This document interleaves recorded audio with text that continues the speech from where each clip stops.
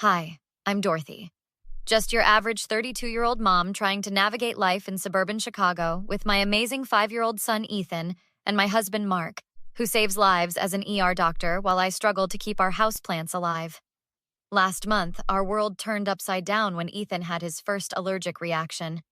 We were at a birthday party when his face started swelling after eating a cookie. Thank God Mark was there. He went into full doctor mode while I was frozen in panic. "His airway is clear, but we need to get to the ER now," Mark said, already carrying Ethan to the car. 3 terrifying hours and a bunch of tests later, the allergist confirmed what we feared. Ethan has a severe peanut allergy. Like, carry an EpiPen everywhere severe. Many children outgrow food allergies, but until then, you need to be vigilant about everything he eats, the doctor explained, handing us pamphlets and prescriptions. I was still processing everything when my mother Sandra barged into our house the next day without calling first. Her specialty.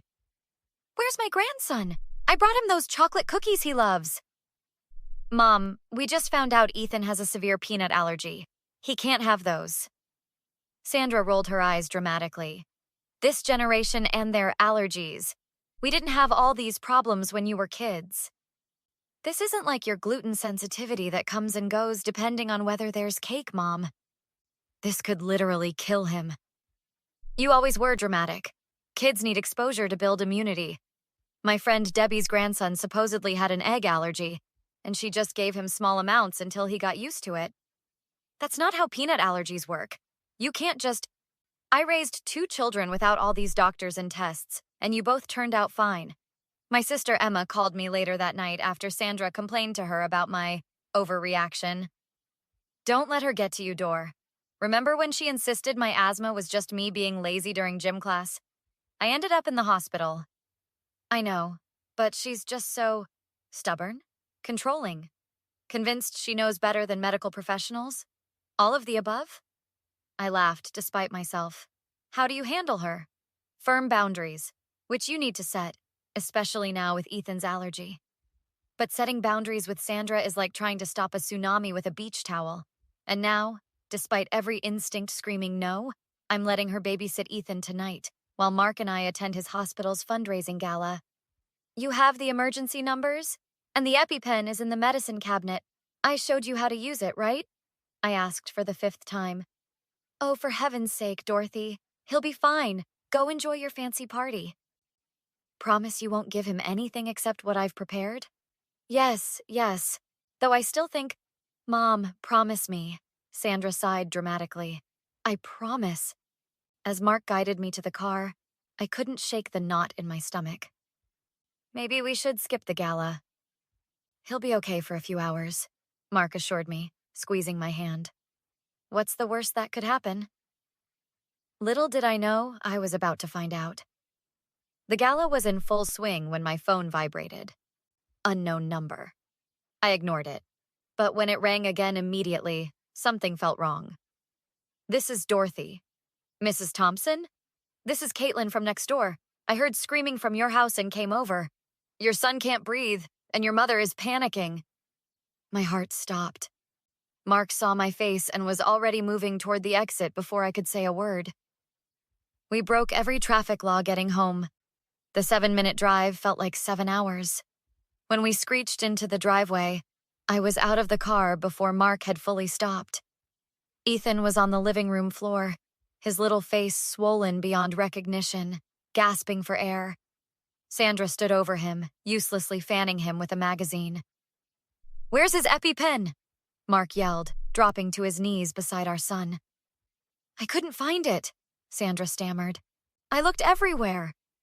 "It's in the medicine cabinet where I showed you," I screamed, already sprinting to the bathroom. I grabbed the red case and threw it to Mark. "He's going to be okay, buddy," Mark said calmly to Ethan as he expertly administered the shot. "Just breathe with me." The ambulance arrived minutes later. As the paramedics loaded Ethan onto the stretcher, I noticed crumbs on the coffee table. "What did you give him?" I demanded, turning to Sandra. "Just some cookies I baked. He was hungry after the dinner you left." My blood turned to ice. "What kind of cookies?" The ride to the hospital was a blur of sirens and Mark talking medical jargon with the paramedics, while I clutched Ethan's hand, promising him everything would be okay. At the hospital, Dr. Chen, the on-call pediatrician, met us at the entrance. Severe anaphylaxis. What was he exposed to?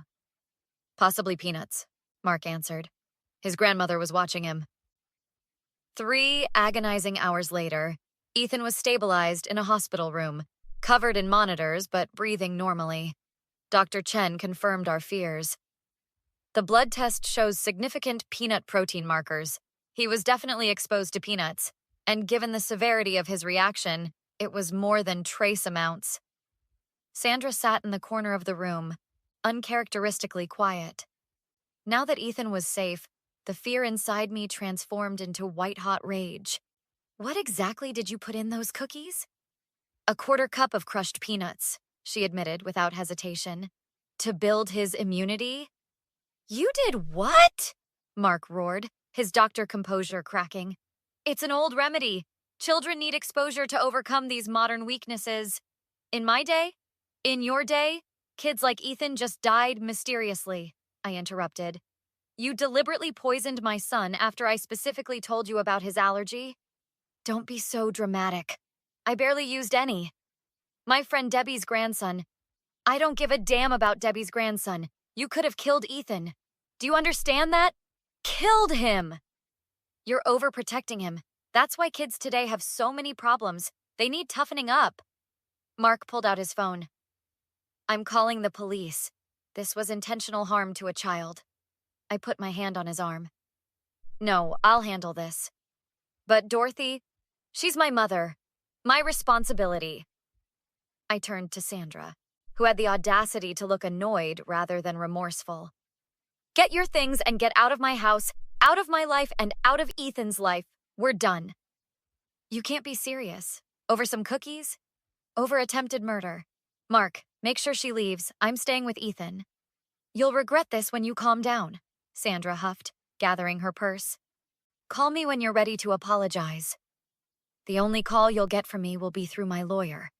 Now get out before I change my mind about the police.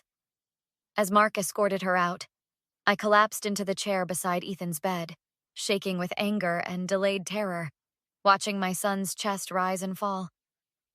2 days after Ethan came home from the hospital, my sister Emma showed up at our door with a grocery bag full of peanut-free snacks and a bottle of wine. How's he doing? She asked, watching Ethan playing with his trucks in the living room. Still having nightmares. He keeps asking why Grandma wanted to hurt him. God, that's heartbreaking. Has she tried contacting you? Left 17 voicemails. I haven't listened to them. Emma poured us both a glass of wine and lowered her voice. You know this isn't the first time she's pulled this dangerous I know better than doctors crap. What do you mean? Remember when I was hospitalized for asthma in 5th grade? Mom had been hiding my inhaler, saying I was using it as a crutch. She thought if I just pushed through, I'd outgrow it. The glass nearly slipped from my hand. She what? Why didn't you ever tell me? I was a kid. And later, I guess I wanted to believe she had good intentions. But after what happened to Ethan, I can't stay silent anymore. We were interrupted by a knock at the door. Kevin, Mark's college roommate turned family attorney, arrived right on time. Thanks for coming on such short notice, I said, hugging him. Anything for the godson. How's he holding up? Better than his parents. Kevin, my mother deliberately fed Ethan peanuts after being told about his allergy. What are my options? Kevin's normally jovial face hardened. Legally, you could press charges for child endangerment, possibly attempted assault. But family cases get messy. Do you have proof she did it knowingly? She admitted it at the hospital, but it's our word against hers. And knowing Sandra, she'll twist everything, Emma added. What we need is a confession, Kevin said, pulling out a notepad. Something recorded where she admits what she did and why. She'll never agree to meet with me after I kicked her out. She might if she thought you were wavering, Emma suggested. Mom never could resist an opportunity to say, I told you so. That's when the plan formed. With Kevin's legal guidance and Emma's knowledge of our mother's psychology, we arranged a family meeting at Aunt Patty's house. Neutral territory.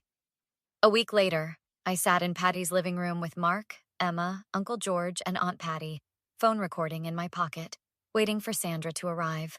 When she walked in, she headed straight for me. "Dorothy, I'm so glad you've come to your senses. I'm here to understand why you would risk my son's life." "Oh, please, not this again. I was helping him build tolerance, like people have done for generations." "Against medical advice, after I explicitly told you not to," Mark interjected. "Doctors today are so quick to label everything an allergy. In my day—" "Your day?" Emma interrupted. "Like when you hid my asthma inhaler and I ended up hospitalized?" Sandra flushed. "That was different. You were becoming dependent."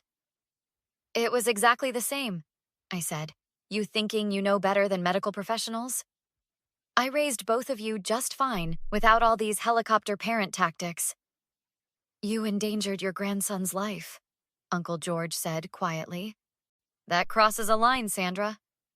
It was a quarter cup of crushed peanuts in a batch of cookies. For immunity building. If Dorothy wasn't so overprotective.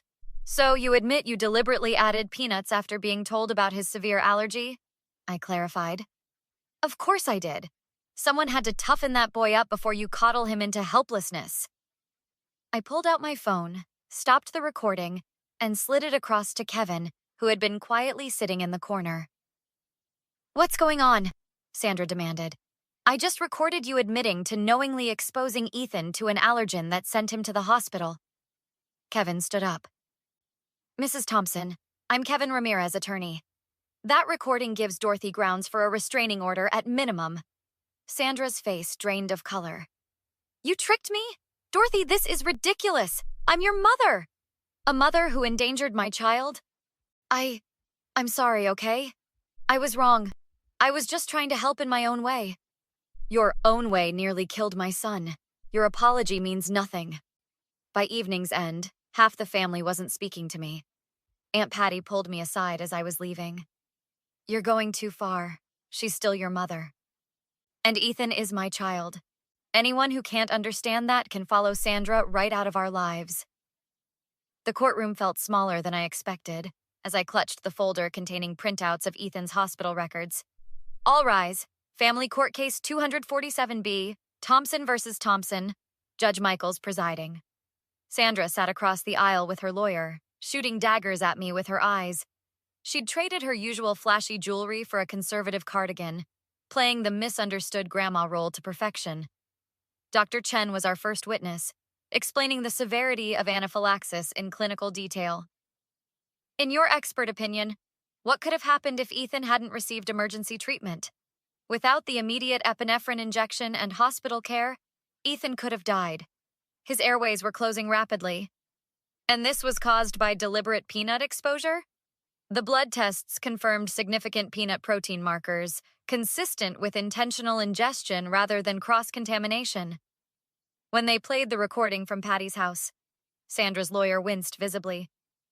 "I raised both of you just fine without all these helicopter parent tactics. So, you admit you deliberately added peanuts after being told about his severe allergy?" "Of course I did. Someone had to toughen that boy up before you coddle him into helplessness." During cross-examination, Sandra's lawyer tried damage control. "Mrs. Thompson Sr., did you intend to harm your grandson?" "Of course not. I love Ethan. I was trying an old home remedy. People are so quick to label everything dangerous these days." The judge interrupted. "Ma'am, regardless of your intentions, you deliberately exposed a child to a known allergen against his parents' explicit instructions. That's not a home remedy. That's endangerment." 3 hours later, the judge made her ruling. This court orders 200 hours of community service at Children's Hospital, mandatory education on modern medical conditions, and supervised visitation only, contingent on completion of the service hours and education program. Outside the courthouse, the family division became clear. Uncle George approached me first. "You've torn this family apart over a misunderstanding. A misunderstanding that put my son in the hospital." Cousin Rachel joined in. "Sandra has always been good to all of us. You're blowing this way out of proportion. Tell that to Ethan when he wakes up screaming from nightmares." Only Emma and Aunt Lisa stood firmly with us. Emma confronted the others. Did any of you know she used to hide my asthma medication? Or that she accidentally gave Dorothy strawberries after her allergy test came back positive? This isn't an isolated incident. It's a pattern. 6 months later, the family remained fractured, but new supports had emerged. The parents group I started, Allergy Allies, had grown to 30 members meeting weekly at the community center. Before my son's incident, I felt so alone, I told the group. Now I know there's a whole community who understands. Ethan's 6th birthday party was allergy-aware perfection. The cake was peanut-free, with allergen cards beside each dish. Dr. Chen even stopped by with her son. He looks wonderful, Dorothy. You've created quite the safe space here. Across the room, Ethan was showing his new friends how to use a practice EpiPen on an orange. This is what you do if someone has an allergic reaction, he explained with the confidence of a miniature doctor. Mark wrapped his arm around my waist. You seeing this? That's all you... No, it's us. And the boundaries we set. Speaking of which, your mom's education program ends next month. Will you allow supervised visits? I watched Ethan laughing with his friends, safe and thriving. Maybe someday, but not until I'm convinced she truly understands what she did. Some toxicity can't be part of his life. Or mine, no matter whose DNA it shares. Would you have allowed Sandra back into your life after supervised visits and education? Or is some toxic behavior unforgivable even from family? Where would you personally draw the line between giving someone a second chance and protecting your child at all costs? If this story resonated with you, please hit that like button and consider subscribing for more content like this. Your comments mean everything to us. Share your thoughts below and let's get this conversation going.